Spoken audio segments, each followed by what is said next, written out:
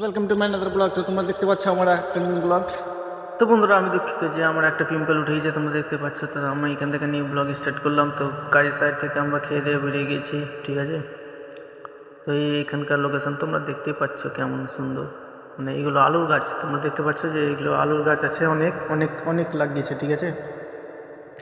এই যে এখানটা একটা ছোট ব্রিজ ছিল, এখান দিয়ে আমরা যাই, প্রত্যেক দিন যাওয়া আসা করি, ঠিক আছে। তো তোমরা এই যে ভিডিওটা কন্টিনিউ দেখতে থাকো, এখানকার ভিউজটা তোমরা এনজয় করো, ঠিক আছে বন্ধুরা। তো তোমরা দেখতে পাচ্ছ যে আমি এখান দিয়ে যাচ্ছি, হ্যাঁ। তো কাজের টাইম এমন আমরা এখান দিয়ে যাই প্রত্যেক দিন, ঠিক আছে। তো এখানে আলু অনেক চাষ করে এদিককার লোক, হুগলি জেলাতে, হ্যাঁ।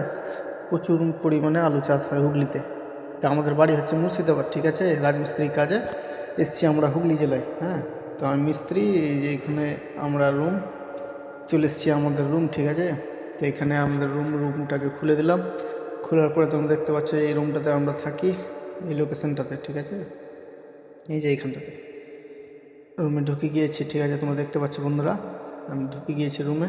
এবং রুমে ঢোকার পরে একটা আমার কুকুরে জুতো নিয়ে পালিয়েছে। তো আমি জুতোটাকে আবার আজকে পেয়ে গেছি, তো অনেক খুশি হয়েছি যে জুতোটা পেয়ে গেছে।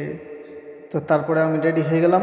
রেডি হয়ে আমি একটু বাইরে যাব ঘুরতে, ঠিক আছে। তো এখান দিয়ে আমি বাইরে যাব একটু ঘোরার জন্য, ড্রেস পোশাক চেঞ্জ করে নিয়েছি। তোমরা দেখতে পাচ্ছ কোন লুক আমার।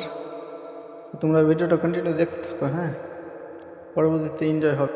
প্লিজ বন্ধুরা সাপোর্ট করো। যতই যা হোক না কেন ভাই, এই ইউটিউবে ভিডিও বানা আমি ছাড়বো না। 10-12 ভিউজ আসছে, তো একদিন দেখবো হঠাৎ ভাইরাল হয়ে গেছে। এই ভিডিওটা ভিউজ চেক করো কত এসছে। ভিডিওটা ভালো লাগলে লাইক শেয়ার সাবস্ক্রাইব অবশ্যই করে দেখা।